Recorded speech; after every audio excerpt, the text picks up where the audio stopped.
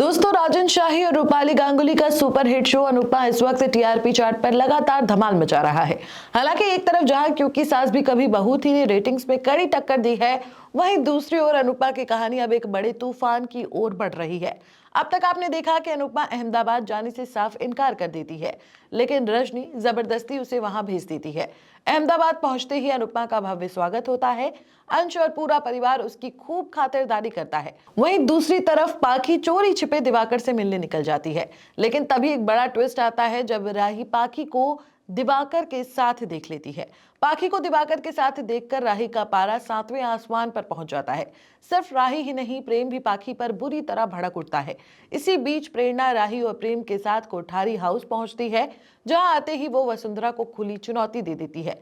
लेकिन कहानी यहीं नहीं रुकती।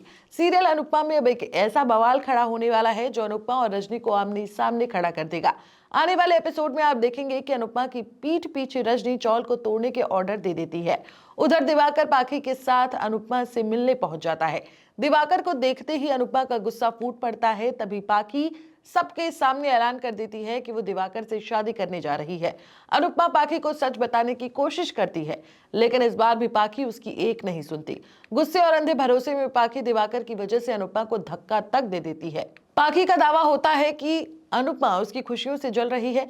इसी बीच अनुपमा को सच्चाई पता चलती है कि रजनी उसकी पीठ पीछे चौल को गिराने की साजिश रच रही है। मौका मिलते ही अनुपमा अहमदाबाद छोड़कर मुंबई लौट आती है।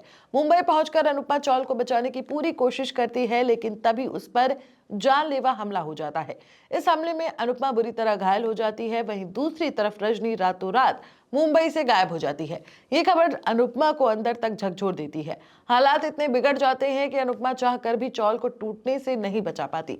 अपनी जान बचाने के लिए रजनी शहर छोड़कर फरार हो जाती है, लेकिन कहानी में आखिरी झटका तब आता है जब अनुपमा को पता चलता है कि पराग के इशारे पर पूरी चौल को गिराया जा रहा है और पराग भी अनुपमा के पीछे पीछे मुंबई पहुंचने वाला है।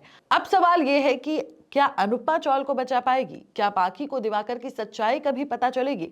और क्या रजनी अपने किए की सजा से बच पाएगी? आपको क्या लगता है? कमेंट्स में जरूर बताएं।